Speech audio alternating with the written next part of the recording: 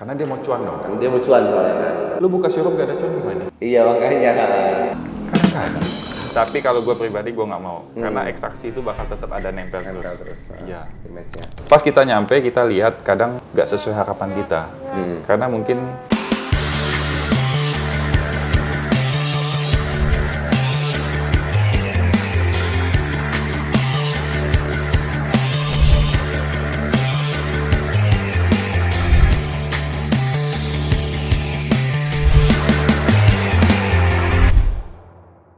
Kembali lagi di YouTube Domo Transmisi bersama saya Arya dan bersama bapak kita juga, bapak supervisor, yaitu dengan Pak Freddy. Di video sebelumnya kita udah sempat ngebahas kok tentang mobil second dari budget 50 juta sampai 200 juta. Nah, next stepnya kita mau bahas nih, di mana sih tempat beli mobil bekas yang paling oke untuk orang-orang?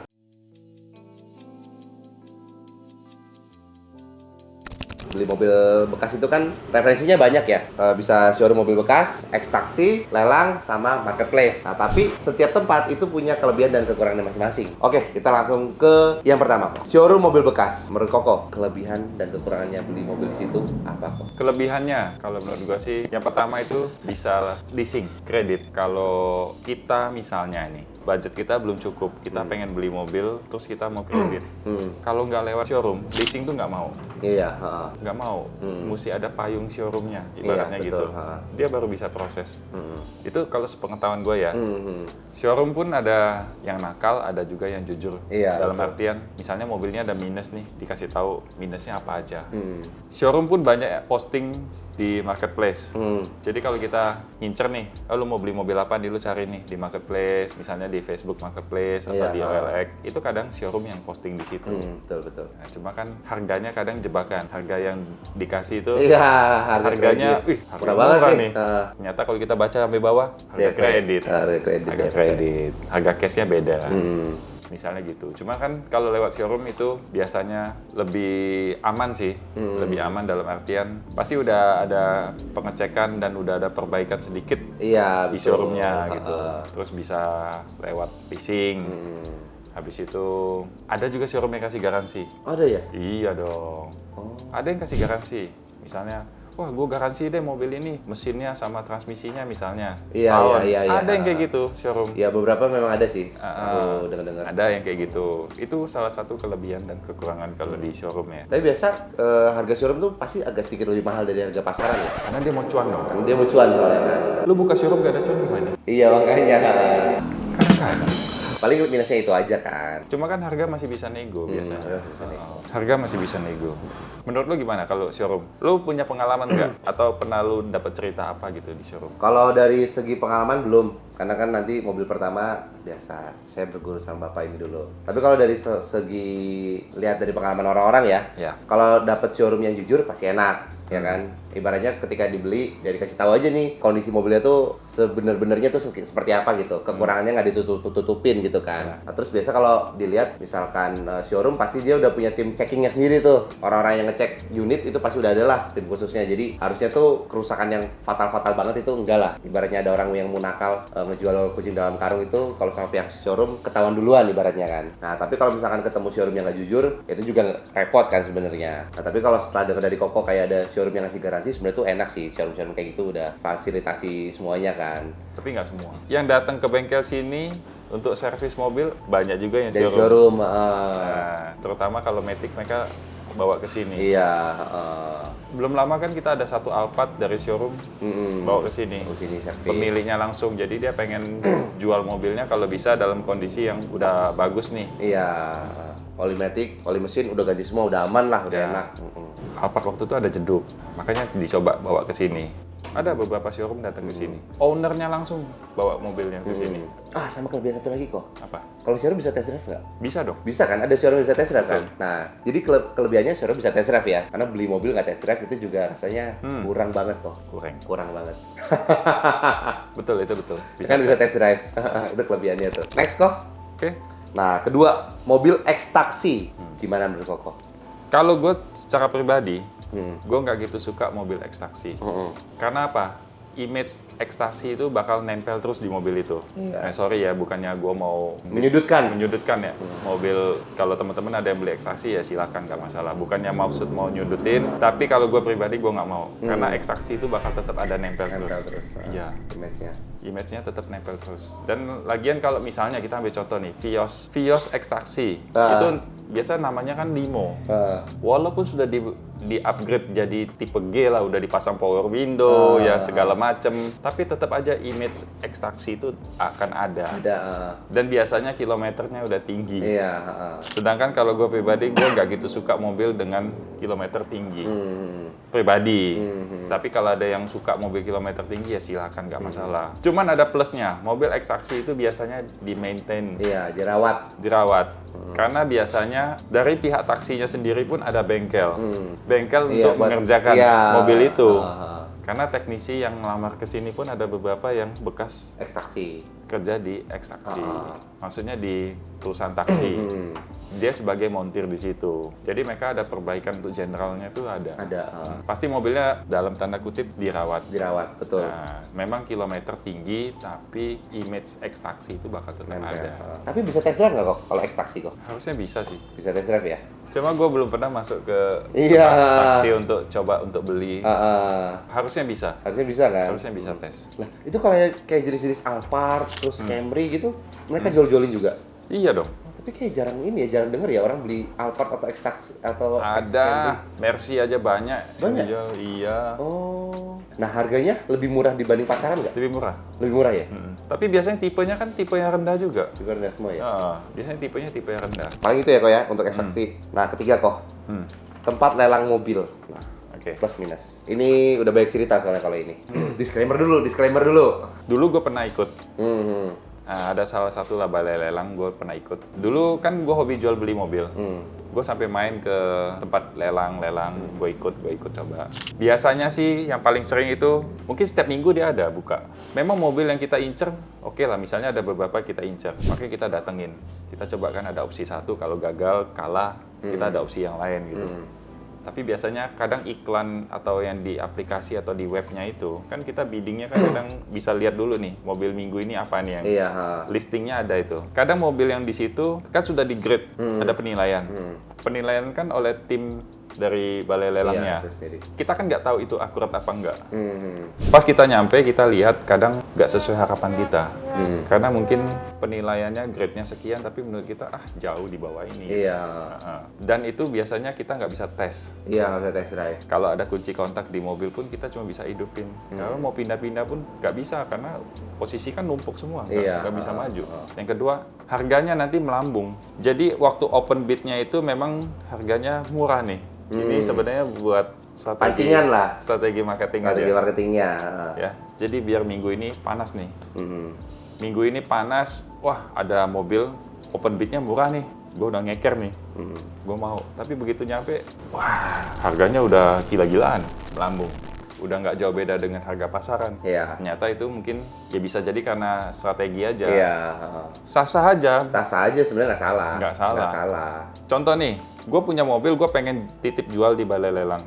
Gue bisa ngomong, buka open bid-nya 5 juta aja. Cuma kan nanti waktu closing deal-nya itu, sampai close-nya itu kan pasti angkanya udah jauh. Udah naik terus. Udah nggak gitu jauh sama harga pasaran. Yang paling fatal sih kita nggak bisa tes. Sama kadang kondisinya nggak sesuai dengan grade-nya. Dan kita bengkel pun pernah datang konsumen. Habis menang lelang, memang di situ dikasih tahu kalau memang metiknya ada masalah. Datang ke bengkel, kasusnya agak sedikit unik. Kunci kontak nggak bisa dicabut. Padahal tuas sudah di P, kunci kontak nggak bisa cabut. Ini ada sesuatu. Nah, jadi makanya kita kadang nggak gitu tahu kondisi mobil kalau pas lelang. Apalagi kalau kita lelangnya ikutnya secara online. Itu lebih gelap lagi tuh kondisinya. Kita nggak lihat fisik. Itu lebih susah lagi tuh. Lihat fisik pun kita nggak bisa tes. Waktu kita lagi mulai lelang untuk mobil yang dimaksud, nomor 1 misalnya, ya kita kan di dalam ruangan, mobil itu ya dibawa ke depan ruangan itu. Tapi kan kita nggak tahu, kita nggak ikut ngetes, ibaratnya gitu. Kalau mobil yang nggak bisa jalan pun memang nggak bisa dibawa, tapi kan biasa ada note sudah. Online biddingnya kita nggak bisa lihat fisik, kalau kita offline kita lihat pun nggak bisa ngetes. Karena sebenarnya tes itu sebenarnya inti dari beli mobil itu kita harus test drive ya kan. Ya dong. Karena kan ibaratnya ini paling simpelnya ya, nggak usah ngomongin mesin atau matic deh. Minimal kita udah tahu, oh ternyata kaki-kakinya udah kena nih gitu kan. Oh ternyata misalkan harganya berapa, kita langsung nge-spare. Oh ternyata oh shock breakernya udah nggak main. Berarti kan kita udah hitung-hitungan tuh. Betul. Kaki-kakinya udah berapa, kita udah tahu nih dari kaki-kakinya berapa budgetnya. Terus dari mesin kan ketahuan juga tuh sehat atau enggak kan kalau di test drive ya kan. Matic juga ketahuan. Jadi at least kalau test drive ketahuan nih budget berapa yang harus kita keluarkan buat servis si mobilnya ya Kalau kan? kita dapat. Kalau kita dapat, kita jadi beli gitu kan. Gue mau nanya dong kok. Kenapa banyak orang yang ngambil bebas nabrak bebas banjir tapi tidak mendulikan mesin, kenapa tuh kok? Apa ya, kalau menurut gue sih kalau beli mobil, kalau gue di dalam kepala gue tuh udah ada checklist sendiri. Jadi dari body memang harus, bekas banjir atau enggak memang harus. Tapi kalau gue memang mesti cari mobil yang nggak bakal bebanin gue ke depannya. Iya. Makanya dari engine gue mesti konsen juga, transmisi juga. Karena biaya perbaikan nggak murah loh. Gue tahu minusnya, tapi gue mesti tahu juga yang lain tuh apa aja plusnya. Yang nggak bakal gue ganggu-ganggu nih, berarti nggak bakal keluar duit nih. Nah yang minus ini gue mesti gue hitung. Kira-kira masih masuk nggak sih budgetnya? Kalau gue perbaikan, ini kira-kira butuh dana berapa? Berarti gue punya standar nih, gue untuk ngebit mobil ini di angka berapa maksimal. Ya dong, kita beli masa nggak diperbaiki? Gitu. Iya. Bukannya apa, kalau prinsipnya gue ya, gue beli mobil tuh nggak akan pakai selamanya. Kalau gue sambil pakai ada potensi kejual dan itu dapat cuan, gue jual. Iya. Mobil nggak bakal gue pakai selamanya, Sud. Misalnya nih, gue beli harganya bagus, terus waktu gue pakai ada yang nawar nih temen. Iya. Harganya masuk, ya gue jual dapat Masa. cuan, kan gitu. Ya jadi gue ada dapat cuan, gue bisa cari mobil yang lain. Nah itulah yang dulu gue lakuin. Next ya. Nah, berarti tempat lelang mobil ya mungkin lebih hati-hati aja lah ya. Iya. Hati-hati. Tetap ada resikonya lebih oke lah, resikonya lebih banyak ya, walaupun nanti harganya bisa lebih miring ya. Nah terakhir kok, beli mobil di marketplace, gimana kok? Itu gue paling suka. Itu paling suka ya? Karena ada potensi gue langsung dapat ke end user, maksudnya ke pemilik. Langsung memilih ke... Itu biasanya negonya juga lebih enak. Oh iya sih. Nego lebih enak. Kita bisa tes jalan. Tes jalan dulu tuh. Bebas deh tuh tes jalan. Tinggal bayar bensin doang. Tes jalan bisa nego, apalagi yang kalau BU, ya kan? Cek dan recheck, Iya. surat-surat kelengkapan segala macam itu penting. Nggak cuma body bagus tapi surat ada yang nggak ada. Kalau gue Iya. kadang nggak mau yang kayak gitu. Walaupun sebenarnya bisa diurus ya. Iya, tapi gue nggak mau. Cuman kalau kita mau leasing, mesti pinjem kenalan showroom.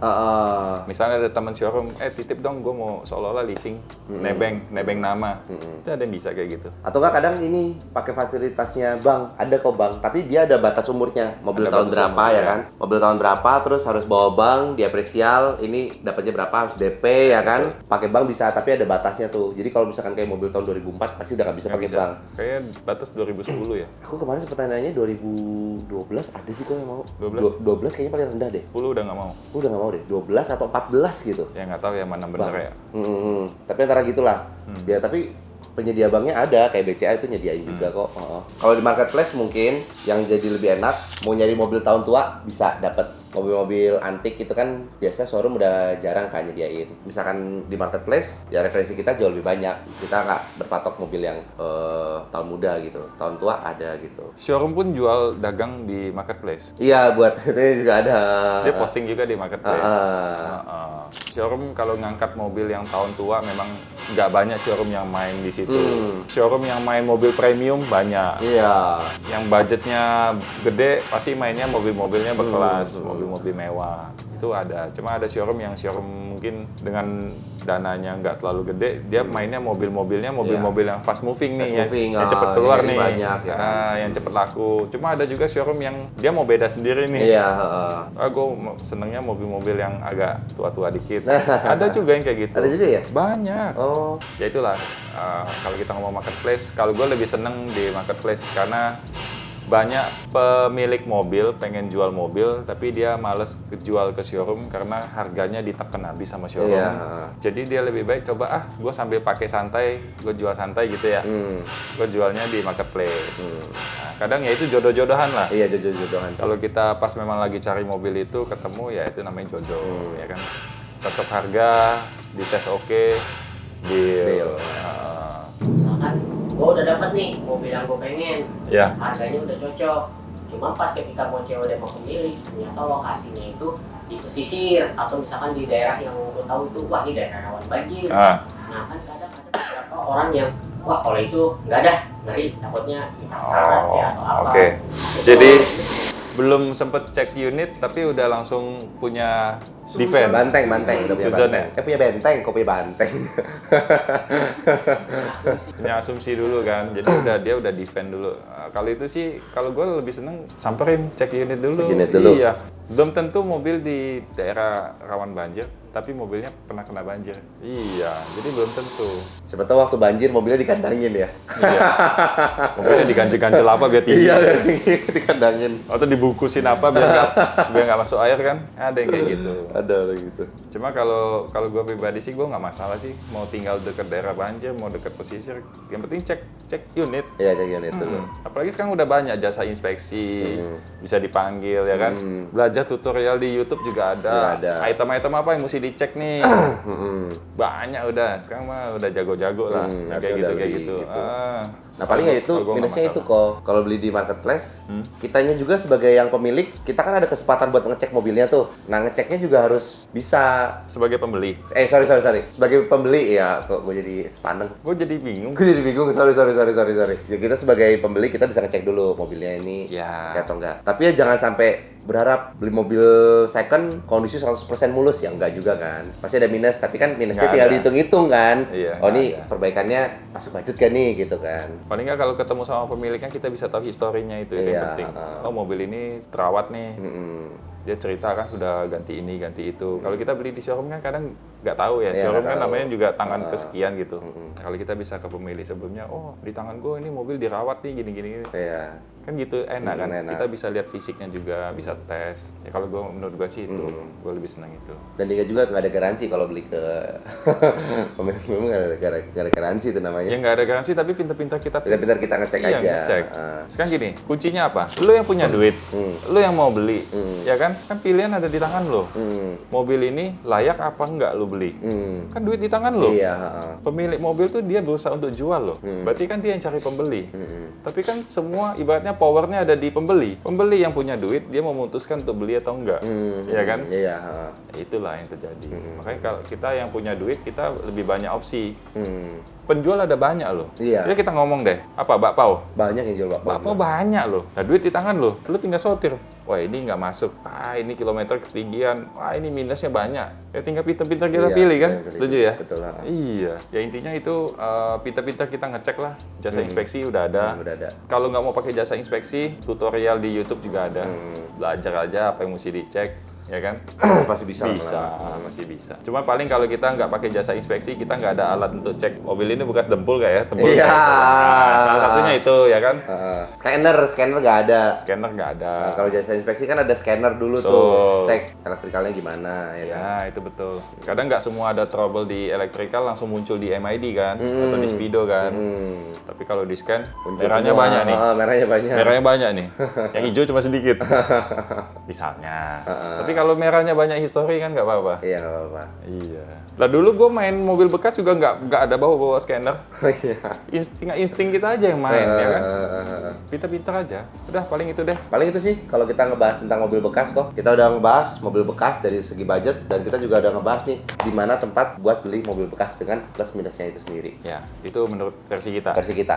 Ada masukan dari teman-teman, tulis di kolom komentar. Ada pertanyaan, ya tulis aja lah hashtag obsesi. Iya, nanti kita juga jawab. Next episode kita jawab. Oke? Ada tambahan lagi kok? Udah cukup. Ada. Nah, jadi buat teman-teman yang punya masalah mobil Matic, langsung aja hubungi Domo Transmisi untuk konsultasi masalahnya lebih lanjut. Dan jangan lupa juga untuk follow Instagram kita di Domo Transmisi, di IG, TikTok, dan YouTube. Paling itu aja. Sama yang seputar Jawa Timur, Langsung daerah Jawa Timur, datang ke Domo Transmisi di Surabaya. Itu Betul. kita udah opening bulan Juli. Di Lontar. Di Jalan Raya Lontar, dan- nggak jauh dari Mall Pakuwon. Dan yang buat tinggal di daerah sekitar Jabodetabek, langsung aja datang ke Domo Transmisi Pusat di Kelapa Gading. Oke, itu aja. Domo Transmisi, Running Sport.